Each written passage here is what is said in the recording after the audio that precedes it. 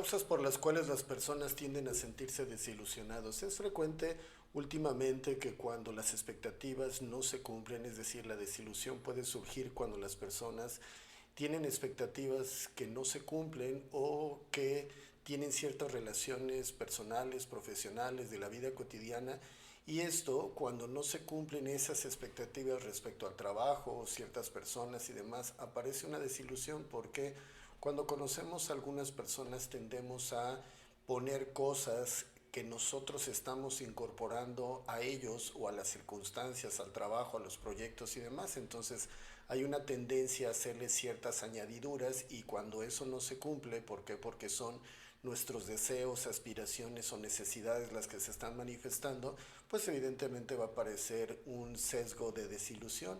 También es cierto que cuando hay un engaño o traición, nosotros teníamos introyectada a una persona con ciertas características y cuando estas características se modifican, es decir, cambian o se convierten en otra al enterarnos de su forma de proceder o que estuvieron en nuestra contra, o hubo un engaño, una infidelidad y demás, pues evidentemente va a sentirse una sensación de desilusión. También cuando no hay una comunicación eficiente se puede sentir eso, es decir, en las situaciones de pareja, familiares, laborales y demás, cuando no somos incluidos en el proceso de comunicación y tenemos la mínima percepción de que nos están excluyendo de información, de ciertos proyectos, de ciertas actitudes en todos los ámbitos de la vida cotidiana, podemos tener una sensación de desilusión. ¿Por qué? Porque se puede interpretar como un rechazo y eso nos desilusiona evidentemente. También es cierto que también hay un autoengaño, es decir, a veces tenemos necesidades, aspiraciones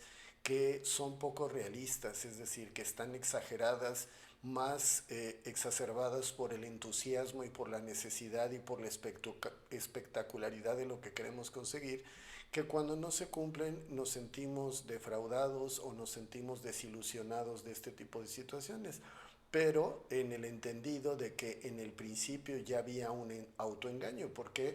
Porque tal vez no tenemos la capacidad, no tenemos la disciplina, el conocimiento, etcétera. Hay muchos factores que se pueden presentar para el incumplimiento de un proyecto, de una expectativa y demás, y eso puede generar evidentemente desilusión.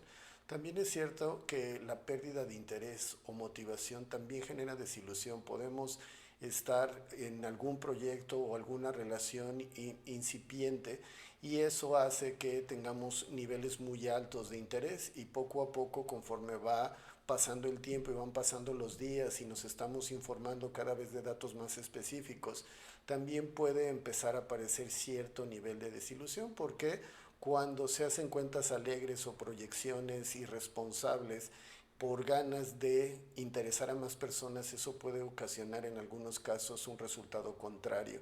Y también es cierto que cuando identificamos diferencias de valores o creencias de personas que nos simpatizaban, empezamos a sentir desilusión, es decir, puede ser que alguien nos atraiga, nos guste, nos parezca interesante y conforme va pasando el tiempo lo vamos conociendo y resulta que hay diferencias irreconciliables en los valores y las creencias y eso evidentemente pues va a generar una desilusión. ¿Por qué? Porque esa persona tal vez la habías incluido en tu vida en términos de pensamiento o de planeación y cuando aparecen estos detalles pues definitivamente lo tienes que reconsiderar y evidentemente aparece un nivel de desilusión. Es importante tener en cuenta estos elementos para observarlos, administrarlos, entenderlos y poderlos mejorar, si se puede llamar de esa manera, es decir, ajustar para que sean nuestros mecanismos adaptativos mucho más eficientes, mucho más funcionales y evidentemente con resultados de una mayor calada.